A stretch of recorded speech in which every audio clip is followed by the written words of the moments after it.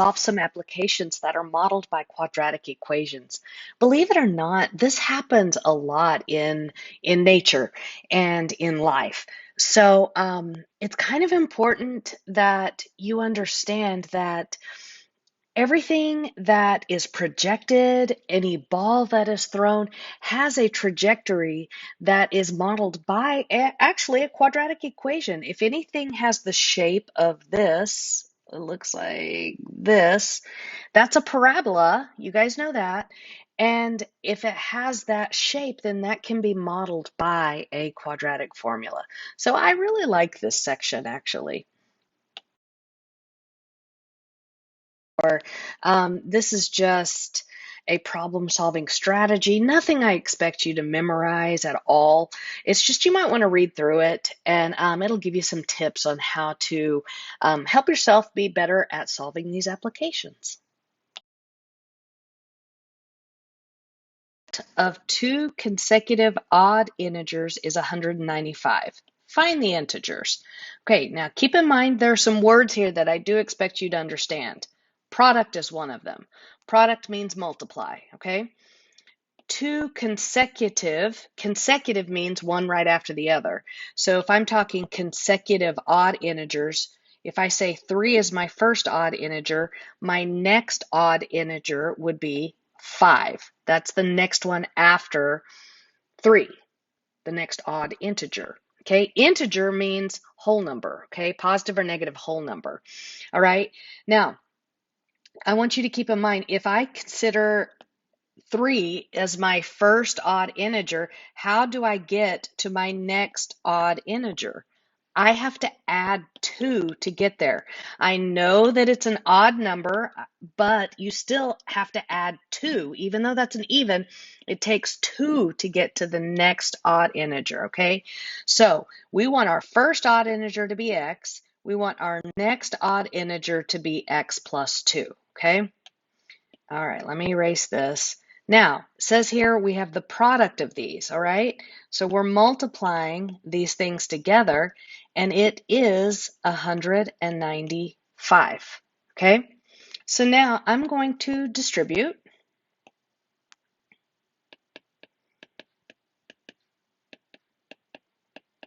Okay, and now I am going to subtract 195 from both sides.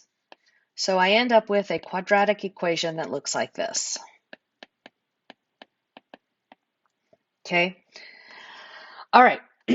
Now, you can use the quadratic formula. Do you remember the quadratic formula?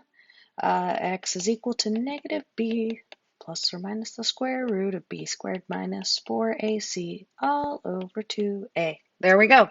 Okay, so our a is 1, our b is 2, and our c is negative 195. Okay, so let's see here. Negative b means negative 2 plus or minus the square root of 2 squared minus 4 times 1 times negative 195 all over 2 times 1. Okay, now here's how I do this. I always simplify what's under the radical, and I don't try to type in too much into the calculator at once. I don't try to take the square root of it at the same time. I feel like it bogs the calculator down, and I feel like that there will be mistakes that are made, especially sometimes it has a tough time with order of operation. So I try not to bog it down too much, and I'm just going to type in 2 squared on my calculator. So 2 squared minus 4, then I do open parenthesis. I don't really need that 4 times 1, but whatever. Open parenthesis, negative 195. Okay, so now I get negative 2 plus or minus the square root of 784 all over 2. Okay, now I'm going to just take the square root of 784. Okay, so 784 second, and then the x squared button, 784, hit enter, and I get 28. So I get negative, oops, I need to write again, negative 2 plus or minus 28 all over 2. Okay, so now I want to do negative 2 plus 28 divided by 2, and I want to do negative 2 minus 28 divided by 2. Okay, so negative 2 plus 28 divided by 2 is 13, and then negative 2 minus 28, hit enter, divided by 2 is negative 15. Now, which one is correct? So let's think about this for just a second. So we've got these answers, negative 13, negative 15. Clearly, they are not consecutive. So both of these are not your answer, okay? Only one of these will be your answer, and then you have to add 2 to get to the next one, okay? So we've got to look at our question and ask ourselves, the product of two consecutive odd integers is 195. Okay, so if we use 13, we would get 13 and 15, right? 13 times 15 gives us 195. Oh, we might actually have both of these. Okay, so then if you have negative 15 and you add 2 to it, you get negative 13, right? Oh, we still got the same answer. So it is both answers, but you can't really say your answers are 13 and negative 15. You can't say that because this is not the next odd integer. What you have to say is 13 and positive 15. So positive 13 and positive 15 are your solutions, and also negative 13 and negative 15 are your solutions. Okay, does that make sense? I hope so. Like you guys can answer me on this. All right, that's it for this problem, but I hope you do understand that you won't just say positive 13 and negative 15. Don't say that, okay? You've got to say positive 13 and positive 15, and then you also have to say negative 13 and negative 15. All right, that's it for this one. Expect you to know for this class, area of a triangle is one of them. So if you don't have this formula in your notes, you need to probably get it there, okay? So make sure you say area of a triangle is 1/2 your base times your height, okay? Now keep in mind, on a triangle, in order for this to actually be the height has to be perpendicular to the base, so it has to create a right angle at the base, okay? That's why sometimes you will see the height will have to be outside of the triangle, and we'll not worry about that right now, but the height has to be perpendicular to the base. So for this problem, architect is designing an entryway of a restaurant. She wants to put a triangular window above the doorway. Due to energy restrictions, the window can have an area of 120 square feet. The architect wants the width, which can also be considered the base here, to be 4 feet more than twice the height. Find the height and the width of the window. Okay, so our base, which is the same thing as width here, okay? 4 feet more than twice the height, okay? 4 feet more than, that's 4 plus, or plus 4, more than twice the height. Okay, so find the height and the width of the window. Okay, so I'm going to write down the formula again. Okay, so for A, I'm going to put in 120. The 1/2 stays 1/2. Our base is 2h plus 4, and our height is h. Okay, so I'm going to go ahead and I'm going to distribute the 1/2.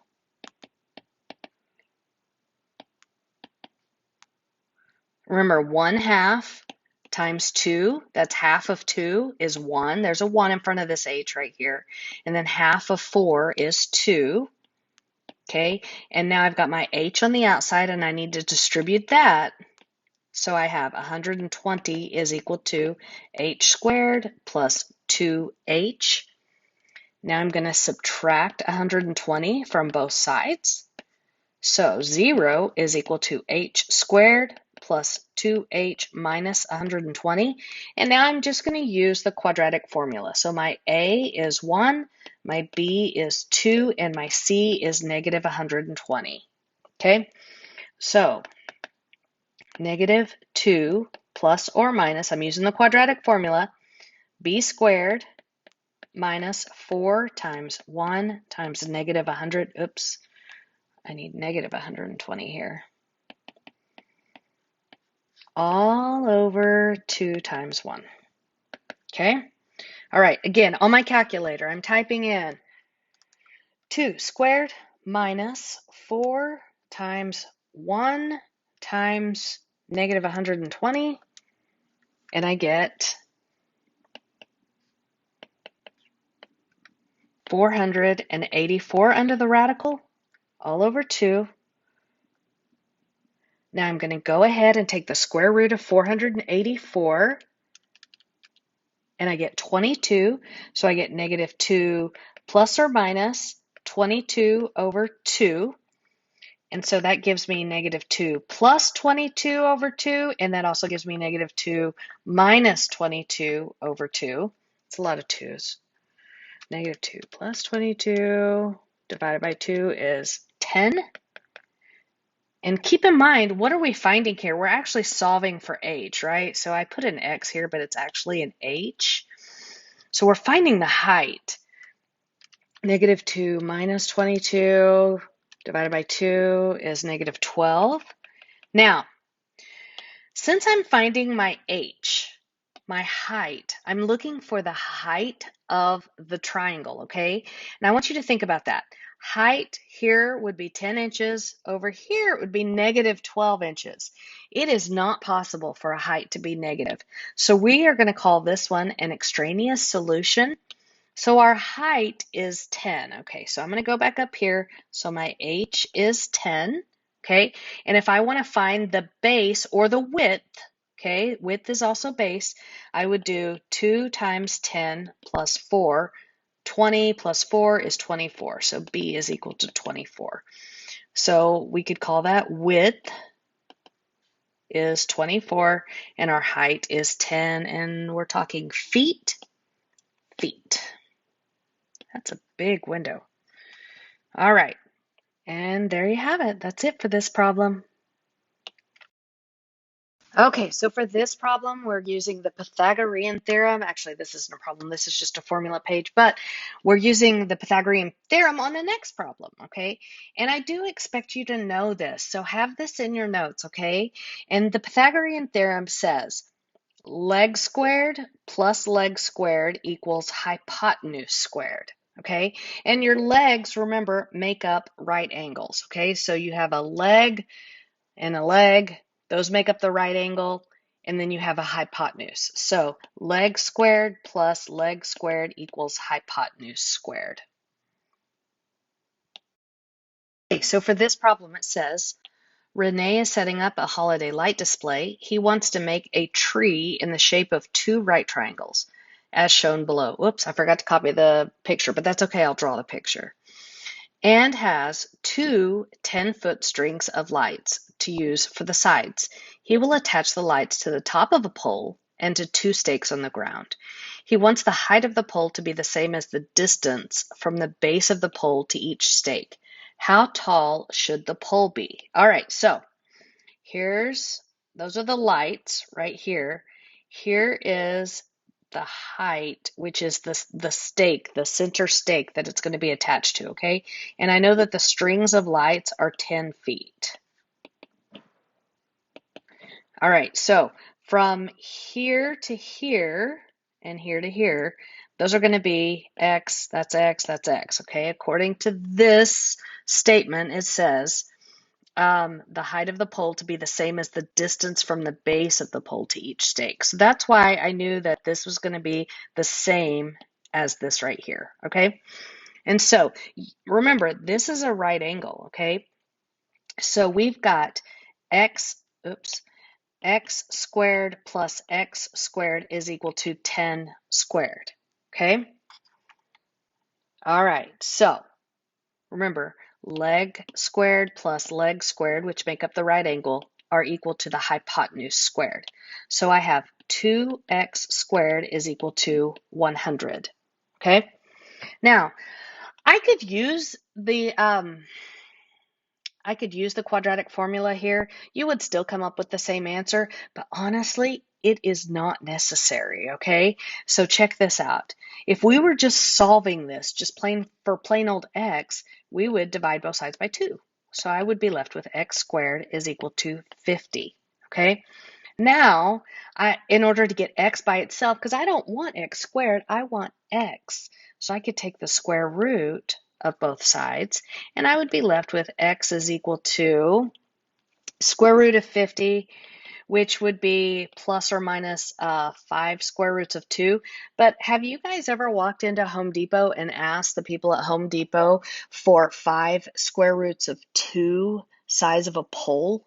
No, they're going to look at you like you're crazy, right? So you're going to have an estimation here. So I want the calculator to give me, I could even just type in the square root of 50 and it'll give me, it'll give me an approximation for this. So x is equal to, now notice how I put plus or minus. Is minus really an option here? I don't think so, because we can't have a negative length of a pole. So we're just going to ignore the negative, okay? And that part is extraneous. And so I am estimating the square root of 50 to be about 7.07 feet, okay? And again, 7.1. Now, I want you to think about this. If you're walking into Home Depot and you're asking for a pole that is 7 feet long, will you get an exact a good height here? You really want it to be slightly longer than 7 feet, okay? So you'd probably ask them for 8 feet and then you could cut it down, or 7.5 or something like that, and then you could cut it down. But you don't want to walk in, if you need it to be exactly 7.1 feet, then you don't want to get a pole that's 7 feet, okay? I know it rounds to 7, but whenever you're doing construction, err on the side of caution and give yourself some room to make a mistake, because everybody makes mistakes, all right? But in this problem, 7.1 is actually good enough here. So 7.1 feet is what we're looking for. All righty. For this one, Mike wants to put 150 square feet of artificial turf in his front yard. That is the maximum area of artificial turf allowed by his homeowners association. Don't even get me started on homeowners associations. Anyways, he wants to have a rectangular area of turf with length 1 foot less than 3 times the width. All right, so I always draw pictures. They may not be the best pictures in the world, but I draw them anyway. All right, so it says, here's our width and here's our length. But it says that the length, with the length 1 foot less than 3 times the width. 1 foot less, that means minus 1, and 3 times the width, okay? And we have 150 square feet as the area. So the area of a rectangle is length times width. So I'm going to put 150 in for the A. My length, I'm going to, instead of writing L, I'm going to write 3W minus 1. And then my width is just W. Okay, so I'm going to distribute.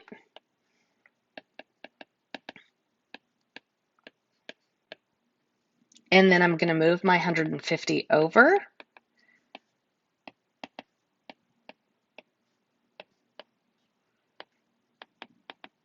All right, so now I've got A is 3, B is negative 1, and my C is negative 150. All right, so I'm going to use the quadratic formula, and what is it we're solving for here? We're solving for our width, okay? So our width is equal to x equals negative b, so 1 plus or minus the square root of negative 1 squared. It's important to use those parentheses on that one, okay? Otherwise, you're going to get the wrong answer here. Minus 4 times a times c all over 2 times a, okay? So all I'm doing is what's under the radical, 1 plus or minus. Now, what's under the radical is negative 1 squared minus 4 times a, which is 3, times c, which is negative 150. So what's under the radical is 1801, and 2 times 3 is 6. So square root of 1801 is approximately, we've got a round on this one. All right, so let's see here. Let's round here. So I've got W is equal to, and if I round 1801 to 2 decimal places, I get, let's see here, 1 plus or minus 42.44 all over 6. So now I want 1 plus 42.44 divided by 6, and I also want 1 minus 42.44 divided by 6, which I don't think we're really going to use that second one because that's going to give us a negative number. And I know that this width can't be negative, okay? So 43.44 divided by 6 is approximately 7.24. And then this one, like I said, gives us a negative number, so I'm not even going to worry about it, okay? So 7.24. And does it say where it wants us to round? Oh, it wants only to the 10th of a foot. So really, let's call this 7.2. Okay, so our width is 7.2. I'm going to go up here. I'm going to put it in right here. And so my length is going to be 3 times 7.2 minus 1. So 3 times 7.2. And then minus 1 gives me 20.6. There we go. And what are we dealing with? We're dealing with feet. So make sure you always label what your number means. And in this case, it means feet. Okay, so our width is 7.2 feet and our length is 20.6 feet. This might be a formula that you're not used to seeing, okay? So this might be a formula that you want to have written down, all right? And the only thing you're going to fill in on this formula, the negative 16 stays constant, okay? You're going to fill in the velocity, initial velocity. That's what v sub 0 means, initial velocity, okay? And so then we'll typically either be given our time, that's what T stands for in this case, or we'll be given the height, which is what H stands for in this case. All right, so have this formula written down. So I copied the formula over here so that we have it for the problem, and it says a firework is shot upwards with initial velocity of 130 feet. So that 130 we're going to put in right there for v sub o. How many seconds will it take? So we're solving for t here because it says how many seconds will it take to reach a height of 260 feet? All right, so our h is 260. The negative 16 stays constant, negative 16t squared, plus 130 is our v sub o, and then we've got a t there, okay? So now to solve this, I'm going to subtract 260.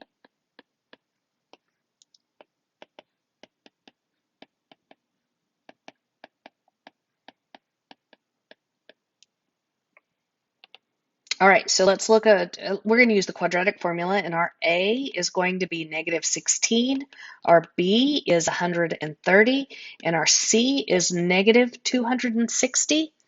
All right, so let's do our T, our time is negative B, negative 130, plus or minus the square root of B squared minus 4 times A times C all over 2 times A.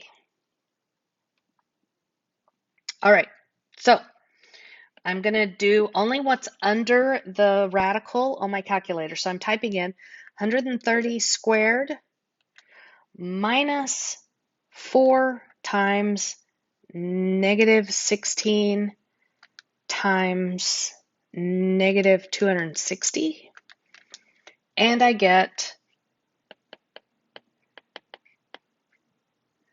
260 there.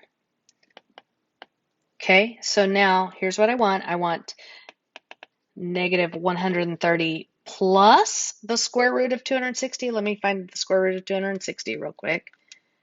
It's approximately, where do they want us to round? 10th? Okay, so 1 decimal place. So 16.1 over negative 32, and I also want negative 130 minus 16.1 over negative 32. Okay, so negative 130 plus 16.1. I usually hit enter here and then divide by negative 32. So I get approximately 3.6. And then I'm going to do this one over here, negative 130 minus 16.1, hit enter, and then divided by negative 32. And I get 4.6 seconds. So 3.6 seconds and 4.6 seconds. This firework is at 260 feet. Now keep in mind, that's because the firework is shot up like that, and then it comes back down.